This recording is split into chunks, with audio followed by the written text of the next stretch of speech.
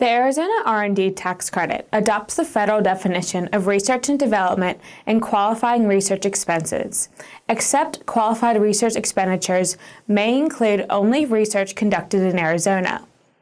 The R&D project must follow the federal guidelines for being technology-oriented, and while not mandatory, Arizona does expect to see a substantial amount of costs related to experimentation.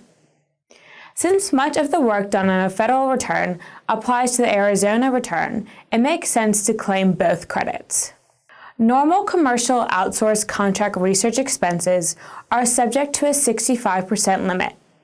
Research expenses incurred through a university are subject to a 75% limit. The credit may be claimed by both C corporations and flow-through entities. Current year claims are submitted with the current year return. Amended claims are submitted in accordance with standard amending rules. The documentation requirements for the Arizona credit follow the same guidelines as the federal return. The taxpayer must be able to put their hands on receipts, key documents, and financial statements if and when required to support expenses claimed. Corporations and flow-through entities must use Form 308, while individuals must use Form 308-I to claim the Arizona research credit. Both forms allow for one method of calculation, being the federal regular credit method, as the alternative simplified credit method is not available for the Arizona credit. The allowable current year credit is a percentage of the excess of the Arizona QREs for the taxable year over the base amount and the Arizona basic research payments. For 2011 to 2017, the R&D tax credit is equal to 24% of the first $2.5 million in qualifying research expenses, plus 15% of the qualifying research expenses in excess of $2.5 million. For tax years 2018 and after, the credit rates will be 20% of the first $2.5 million in QREs, plus 11% of the qualifying expenses in excess of $2.5 million.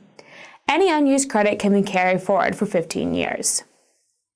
Beginning in 2010, an eligible business may be able to claim a partial refund of its current year excess credit amount. A qualified business that employs less than 150 full-time employees can apply to the Arizona Commerce Authority for a partial refund of up to 75% of the excess credit amount. An additional credit of 10% is allowed for companies conducting R&D through Arizona universities. Up to $5 million in refund credits is allowed in any calendar year.